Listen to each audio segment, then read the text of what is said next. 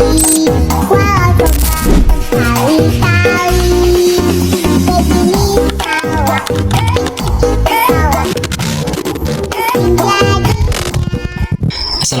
warahmatullahi wabarakatuh. Perkenalkan, nama saya Firdaus dengan NIM 220505644. Baik, di sini pada video kali ini saya akan menjelaskan tentang hukum anti monopoli dan hak kekayaan intelektual.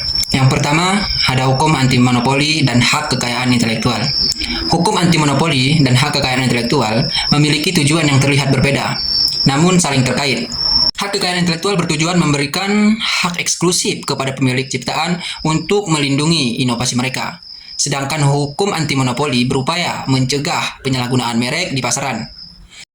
Meskipun terlihat berbeda dan bertentangan, kedua bidang hukum ini sebenarnya dapat saling melengkapi dalam menciptakan ekosistem pasar yang seimbang, di mana inovasi dihargai tetapi tidak menghambat persaingan. Kemudian yang kedua, ada tujuan hukum anti monopoli dan hak kekayaan intelektual.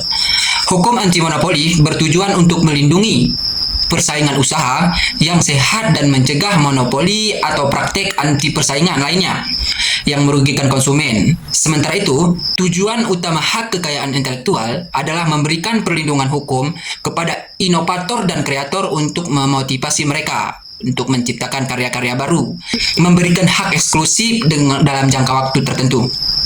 Kemudian hak kekayaan intelektual mendorong munculnya inovasi yang dapat memberikan manfaat bagi masyarakat luas.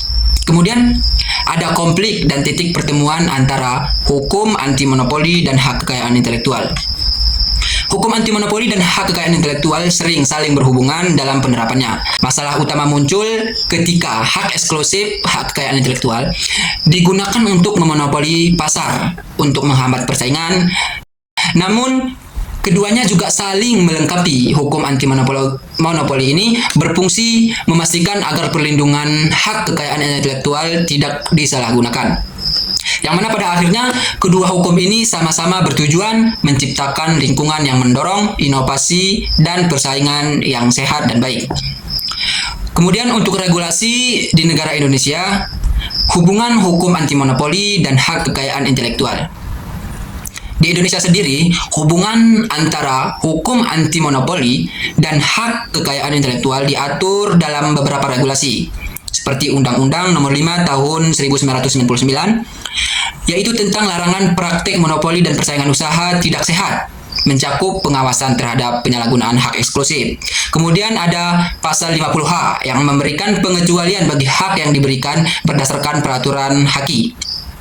Tetapi dengan catatan agar hak tersebut tidak melanggar prinsip persaingan sehat.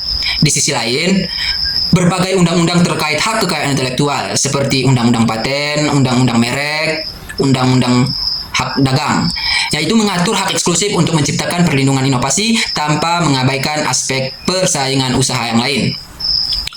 Kemudian dari Undang-Undang Nomor 5 Tahun 1900 ada tujuan yang dapat saya jelaskan juga. Yang pertama, menjaga kepentingan umum dan meningkatkan efisiensi ekonomi nasional sebagai salah satu upaya untuk meningkatkan kesejahteraan rakyat.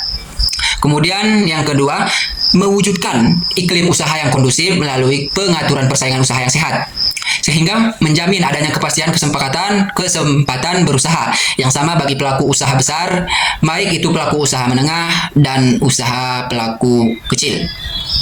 Yang ketiga yaitu mencegah praktik monopoli dan atau persaingan usaha tidak sehat yang ditimbulkan oleh pelaku usaha. Yang keempat, ada terciptanya efektivitas dalam kegiatan usaha. Bisa mengambil salah satu contoh yaitu kasus monopoli, yang mana kasus monopoli ini pada PT KAI dalam transformasi kereta api, KAI Kereta Api Indonesia, yang mana PT Kereta Api Indonesia salah satu operator kereta api di Indonesia. Posisi ini membuat PT KAI menjadi perusahaan monopoli di sektor transportasi kereta api karena infrastruktur kereta api hanya dikelola oleh pemerintah melalui BUMN. Tidak ada pesaing swasta yang dapat masuk ke pasar.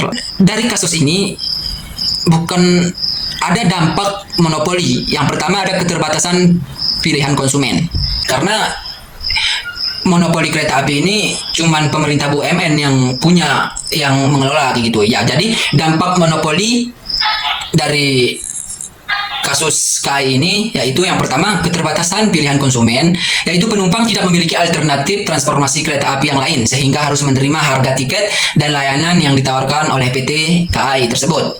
Yang kedua, harga tiket yang cenderung tidak kompetitif, yaitu meskipun PT KAI ini menerapkan tarif yang diawasi oleh pemerintah, tidak adanya persaingan bisa membuat perusahaan kurang berinovasi dalam memberikan layanan yang baik. Yaitu salah satu contoh monopoli dalam pasar-pasar yang dapat saya jelaskan. Jadi kesimpulannya, hukum anti monopoli ini dan hak kekayaan intelektual merupakan dua instrumen hukum yang saling melengkapi untuk menciptakan ekosistem pasar yang sehat dan inovatif.